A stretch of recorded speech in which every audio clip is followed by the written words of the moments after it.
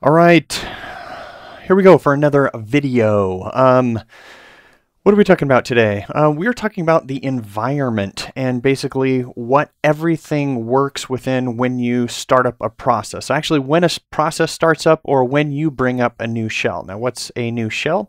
Well, this window that I have right here in the terminal, that is our shell, and that's what we're going to be talking about in today's video. Remember, I am recording these live. I am making them for my boys and for my daughter as well, actually, for the information. They're at school. They're not able to learn the things that I'd like them to learn. I'm making these videos so that they can learn them, and I figured I'll just put them on YouTube so that other people can learn as well, if they want to choose to follow along. So, number one, I'm giving you free information. Appreciate it. These are my video watching rules. If you don't like my rules, then just stop watching the video. Heck, if you feel malicious, you can give me a thumbs down right now and just hop out. But that's okay. If you like what you have in here, give me a thumbs up. I will get things wrong. I am always learning. There is an infinite amount of things to learn in Linux Unix, and it's absolutely awesome. I love learning new things. And address it in the comments if I get something wrong or could be doing something better. I'm here to learn too. I can't know it all. Help me out. And always feel lucky that you have the opportunity to learn. I've been exposed to many situations where people just don't have the opportunity, and it is absolutely awesome to have an internet connection, be able to learn from YouTube, all kinds of stuff. If you want to be notified, you can subscribe and click the bell icon for whenever I am. Actually, since I'm streaming these live, I don't know that that actually matters. I'm doing these live because I really don't have the time to record them separately and then edit them. But let's get into the content. So right off the bat, we're going to type in which env, and we're going to see that that is in user ben env for environment. And anytime that we're learning something, we can always go to the man page and type in man env. Now, in a previous video, the one just before this one in terms of sequence, you can click on the videos link. I don't know that I'll be able to put a link to it. The environment is going to, you can see right here that it basically says set and execute command or print the environment. So we're going to be printing the environment of what are all of the different things about our environment in terms of what's going on in the environment as we're working. In other words, one of the things that we do when we are, say, for example, in our kitchen, that is our environment. We know where the tools are. If you have a drawer where all of your utensils are, your forks, your knives, what have you, you go to get those tools. The same thing happens here in Unix Linux. Basically, you have to know where those tools are going to be found. Now, one of the most important environment variables, as we will see, is going to be our path variable. So all we have to do is simply type in env. We are not setting, we are not executing, we are basically just printing. So when you type just that env, it tells us what is our environment. What are all of the things that are specific about what we are working in right now, which is our current session, our current shell. So as I scroll up here, what we're going to do is take a look at just a few of these as we zoom in. Now, some of these may not be, depending on your terminal, if you're on Windows or if you're on Linux, these won't exist. For example, this term program environment variable, this is the variable, and then this is your equals, and then this is what it's set to, iterm.app. Now, my terminal application, iterm.app, is setting this particular variable. If I was to use Apple's regular terminal, it would not be set. So in other words, any piece of software can set its own environment variables. Those environment variables can persist for as long as that application is running, and then they can be removed. These are basically just placeholders in order to store pieces of information. But some of these pieces of information, accidentally scrolled there, are very important. For example, one of the most important that we will find out about, I keep doing that. Oh, I forgot to, let me bring up my P-mouse, my highlight cursor. There we go. There it is. I was accidentally hitting the key. But this variable right here of path, this becomes a very important variable because you can modify this, and the path determines where our applications looked for. In other words, in this shell, the session that I'm running, we can see the path where things are being looked for. So the first place that it's looking for is user local bin. But what's important to recognize is that there's not a whole lot on a computer that's initially stored within local. Typically, local is specific to the user account. So most of the things that an operating system installs are in the user binary, or for the secure part of that, we're going to find user sbin right here.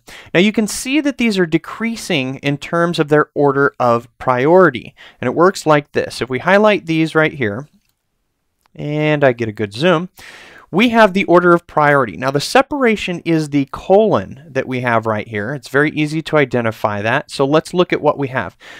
Our path is telling within our environment, it's saying the first place that you're going to look for something is in user local bin. The second place that you're going to look for something is in user bin. And the third place that you're going to look for something is in user, or just /bin. Now in any one of these locations, if you want to see what's there, we can very easily go do an ls on that. So let's just clear out our terminal and just do an ls user bin. And we just want to see what are the contents of that. And we get a list. I actually like to do the, let's do that as back up here, and then let's put LHA. For some reason, that's just my habit right there. I like to see things in terms of their permissions, which we will go over in another video. These are our permissions right here, and this is our ownership in terms of the user, and then the group. We'll go over that separate time. But as we scroll through this, we have a lot of things that are within user bin. So that's where the system puts all of our binaries by default. Now again, any one of these that you want to find information about, you can simply just get information about that. For example, screen right there. If I want information about screen, I'll clear my terminal and I'll type in man screen and see what I get. So there, screen is basically a screen manager, something for another video at another time. Very useful when you're logged into remote sessions on another computer. So we'll quit out of this and we'll go back to our environment with env and take a look at some of these other things. Now the key thing to know about this, as I stated, the software that you are running or scripts or software that you create can also create these variables. So when we get to the point where we're learning about shell scripts and then tying those to a schedule, whether you're using cron tab or some other scheduling a cron tab or a scheduling application, these variables are things that you can both rely on, things that are set within the environment, and also things that you can set yourself. So notice right here we've taken a look at this one in the past, the pwd print working directory. So let's look at that one with regards to the environment. We can type pwd, which if we do a which of pwd, that's probably going to be in bin. So let's just do ls lha and just look at what's in the bin, because it's going to be much smaller than what's in user bin. These are your core, I mean absolute core applications. So it'd be nice for you to know that basically most of these you're going to want to know. In fact, let's go through them since we're here learning. Bash, that is our shell. Cat is, I believe, concatenate, but I think of it in terms of catalog because it allows you to list out the contents of a file. Chmod is to change your modification or your permissions. CP is to copy. CSH is a different shell. So basically this one and this one are two different shells. We'll talk about shells, but we can see that in the environment. We can see which shell we are set to use. We'll get into it in another video of why you might want to change your shell. I happen to use the Z shell myself, but by default we're going through and we're using the default bash shell. Date. DD, I think of that as disk duplicate, which basically is a block copy writer. DF is that's getting information about the file system. I don't know what the name of it is, but I'll have to look at that. Echo, we're going to take a look at that really quickly here. Ed, expression, host name. You can get a manual page about all of these. Maybe we'll go and spend some special time on any one of these, but this is all just the bin directory. So I hope by now you understand that we have these binaries loaded all over the operating system. The path in our environment as we saw, is very specific in terms of where it looks for things. Now, it's important as you become more proficient with your own shell and working within your shell, many times you will install newer versions of applications that will overwrite older versions of applications. For example, the path of user local bin, if an application, let's take for example the CP application, if you install a newer application, CP is actually a bad example, but I don't know, let's use Python. Here on the Macintosh, the only thing that gets installed with regards to Python, let's type in which Python. It is in, well, actually, user local bin. I was thinking that it might be in bin. I'm trying to come up with an example that is by default in user bin, but you install a newer version in user local bin. Now, I believe if I type in which brew, I do have homebrew installed. So, just for a point of reference, if you're anxious and you want to get ahead, here's a little pointer. You can install newer versions of all kinds of different software using a package manager. And in Unix, Linux, there are all kinds of different package managers. They basically manage, and when we say packages, we're talking about a collection of software. It can include a binary tool that you're going to use. It can just be libraries that are referenced by other tools. These packages, you use a package manager, which basically goes out to what's known as a repository, grabs a package, and brings it down for your operating system. Now, it has to be compiled specifically for your operating system, and that can be done on the computer, or it can already be done somewhere else pre-compiled, and you basically just download the binary. Now, Homebrew is a package manager for the Macintosh operating system. On Linux, excuse me, I'm most familiar with Debian, which Ubuntu, I believe, is Debian Core. You have apt-get, or the apt package manager, and I've also used CentOS, which is basically the open source version of Red Hat, which there you've got RPMs. But it also has other package managers. There's multiple different package managers, and each language that we end up using has a package manager. Wow, I'm just getting into a lot of content right now. It's all over the place, but it's all informational. Even if it's your first exposure to the whole notion of package managers, when I tell you that Node has a package manager and it's npm, or Python as a language has a package manager and it's called pip, it's basically just a tool that goes out to the internet, grabs something, and brings it down to your computer. Super simple. The rest of it is just basically learning what is the package manager for what I am working in, the language that I'm working in, and then how do I go get things. On the Macintosh, Homebrew. On Linux, apt. With Python, pip. With, what is Perls? I know there's cpan as the repository, but there's a tool, I forget what it is. It's been a while since I used Perl. But let's take a look at some of these other things here. So we were looking at print working directory. That is the binary. But we also have the program of echo.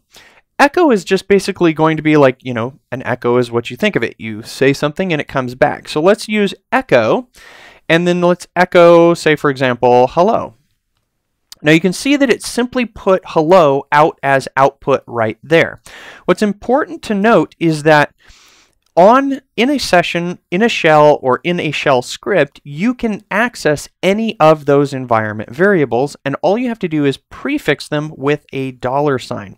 So let's look at this. We'll look at our environment by outputting the environment, and then we are looking at this right here, print working directory. So if we do this echo, and we put in a $sign with pwd, notice that it outputs what has been captured into the environment, which is almost directly the same as print working directory.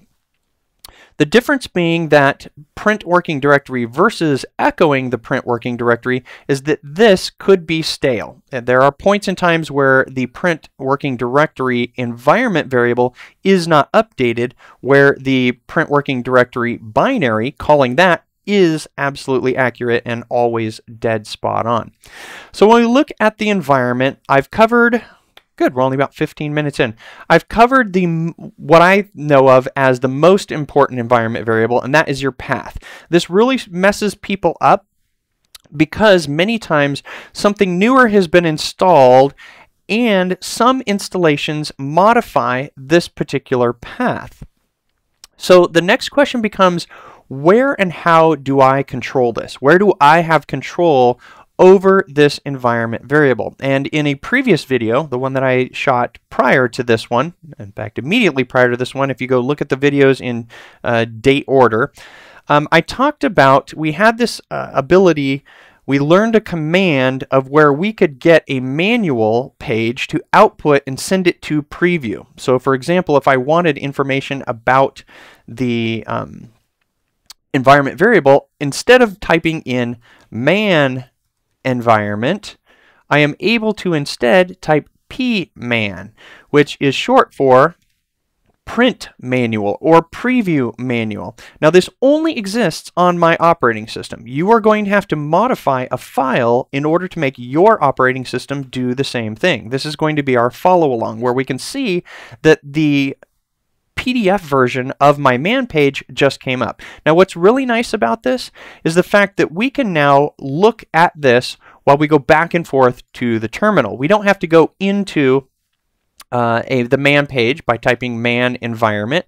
We can simply flip between them here with our operating system, which is pretty nice.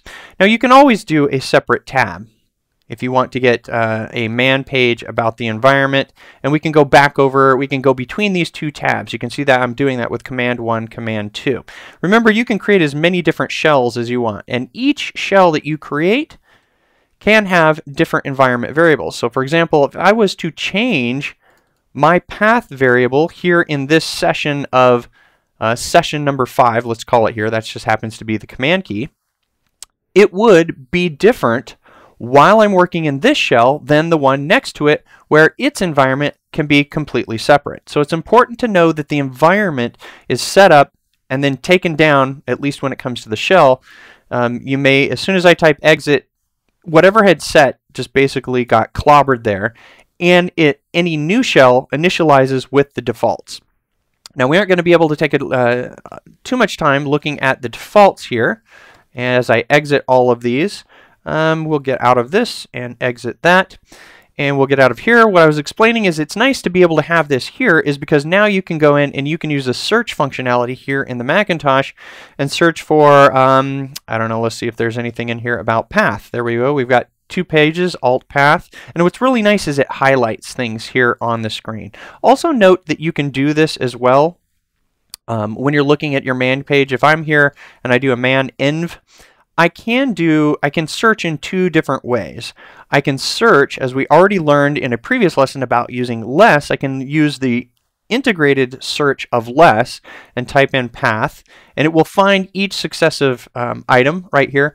But the terminal itself also has a search functionality. But the problem is the terminal's search functionality. When I type command F here, and we can see that come up right here, this is nice in that it's only going to find things that have currently been output into the terminal. So if I type in path, you can see that it's going to do a different highlight here because this is the highlight of the highlight color set in the preferences for iTerm.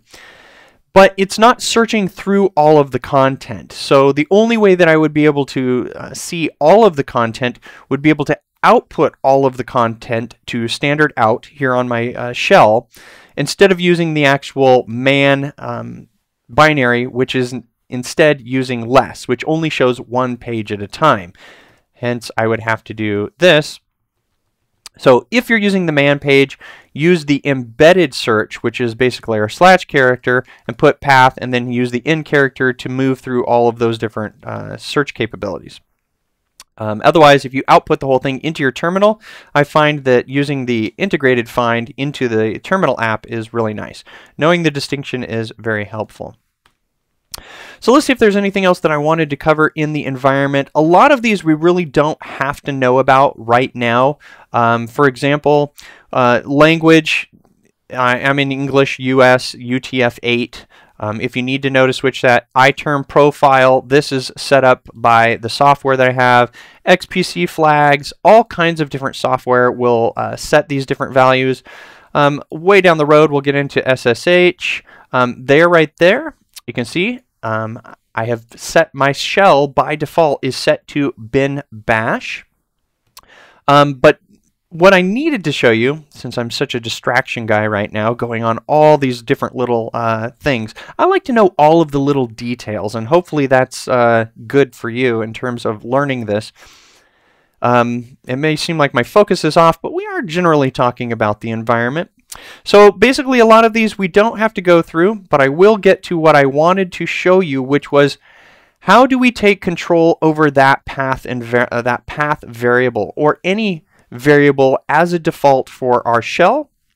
Also, how did I set it up so that this particular functionality, when I type pman, comes up? That's the important thing that you want to leave with. So I'm going to type cd, which is going to take me to my home folder. I actually was already there. Let's do an ls-lha. We're going to list it. Now, one of the things that you probably won't have in a brand new setup in your system, if you've never taken the time to set it up, is this file right here called bash profile. Now, bash profile, this is simply a configuration or a setting file for the shell environment that I am using. So in other words, if I'm using a different shell, like the cache shell, CSH, versus the Z shell, ZSH versus bash, they will have their own separate settings files. So this dot that is in the very beginning here, what's nice to know if you're working on Macintosh, and we go to, let's open this directory. I'm going to use open period, and it will create a Finder window for me. Note that as I look here, the only thing that I see is desktop, documents, downloads, movies, music, pictures, whatever. And the same thing will apply in most GUI user interfaces. It will not show you any of these files with the period. That's because the period basically means it's a hidden file, not something that maybe your everyday user needs to see. An everyday user does not need to see a .bash profile in here, but .bash underscore profile, because it may not make sense to them. It makes sense to us because we are learning how to use the command line, the shell, and all kinds of things hidden here in the Macintosh and Linux Unix. So create this bash profile. How do you do that on the command line? Well, it's going to be really easy. I'm going to create a separate file here in the terminal, and we'll take a look at that. I didn't want that right there. I want to clear my terminal right there. All right, it's going to look like this. To create any file, there's a command called touch, which touch is basically just modifying the update date or the modification date of a file, but will also create a file if that file doesn't exist. So I will create a file called .hidden. So now we'll do an ls-lha. And we'll see that there is that file right there, .hidden. Now, .hidden won't show, but you can see that by creating it, it created it on today, which happens to be December 19th, and it created it with 0 bytes. Well, you are going to do that with your .bash underscore profile. If you're on Linux, this is BSD Unix here on the Macintosh, or a flavor of BSD. It's not pure BSD Unix. I think it's a variant. It's Apple's variant. You will need to create the bash profile, but in Linux, it's a separate file, which is actually .bashrc. So if I do a touch.bashrc, and I do an ls-lha, in order to list that, on Unix, on Linux, you're going to see this bashrc file, and that is pretty much equivalent to this .bash profile. Now, typically what I do on my Macintosh systems, when I did use bash prior to the Z shell, I would actually create a .bashrc file, and then I would symlink, which is also known as, it's on the Macintosh, it's an alias. On Windows, it's, I forget, shortcut is what they call it. I would link this file to this file right here. And I forget if it's an underscore on the bashrc. I don't know. You'll have to correct me in the notes, or I'll have to look at that. It's been a while since I've done that. I could look at my account on my other system, but I won't take the time to do that. We're on the Macintosh, and I've already told you what you need. It's a .bash RC or a .bash underscore RC. Look that one up on Google. But on the Macintosh here, we're going to create .bash RC. So let's use one of those tools that we looked at. Let's cat our bash profile and take a look at that. Let's actually do that again. Put it up at the top. This is distracting to me. We'll hide that. And we'll see what we have here. So this is what we're going to end on. I'm going to keep this under 30 minutes today, which is my goal for most all of my lessons. The only thing that we currently have within our .bash profile is we are creating a function. So I didn't want this to be too confusing. Let's back this off a little bit so we can see what's going on. You can see the URL where I originally saw this. It was a hint from a Macworld article a long time ago, but is an absolutely wonderful way to start to make things that you can type in specifically on your machine that do things specifically within your operating system and your environment. This is how the function works. This is the name of the function, pman, which we basically capitalized on the fact that we're going to make this a printable version of a man page. This is our own function. Whatever we put within these curly braces means that that's what's going to execute. So what are we executing? Where we are executing the man page, we're passing it the T flag, and we're passing it whatever came in on the command line as an argument. Think of the @ sign as an argument.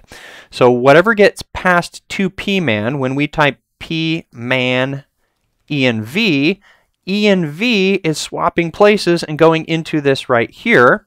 Then we are piping that, meaning we're chaining this man command over to the open command, which here on the Macintosh is probably only on Macintosh. It's not going to be on Windows if you're using CGWin, or it's not going to be in Linux.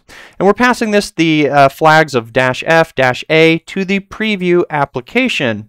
And then we're we're closing out our command, which I don't know that that's absolutely necessary, but that's what's happening.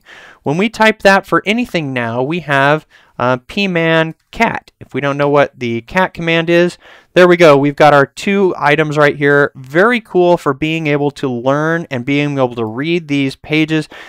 You can, of course, put these in iBooks, or you can put them on, because it's a PDF now, you can take them and learn from them. That's one of the ways that I've learned, is when I get bored, I'll be like, I need to know some more things about the cat command and what it can do. And yeah, for us who are geeky, we love reading this documentation. You pick up hints, especially documentation that's really exhaustive where it has examples. The cat command doesn't have a whole lot of examples here, but oh my gosh, you want to see something, a big page? Curl, our command line library for being able to go out and requesting things from URLs. Geez, how many pages does this have? Look at our thumbnails. 45 pages. 45 pages. I can honestly say I have not looked through the full curl manual. But my suggestion is, if you want to get a head start, if you want to jump ahead of many of the different things that I am going to be teaching you, then my suggestion is do an ls LHA and do user bin. Look at your core tools.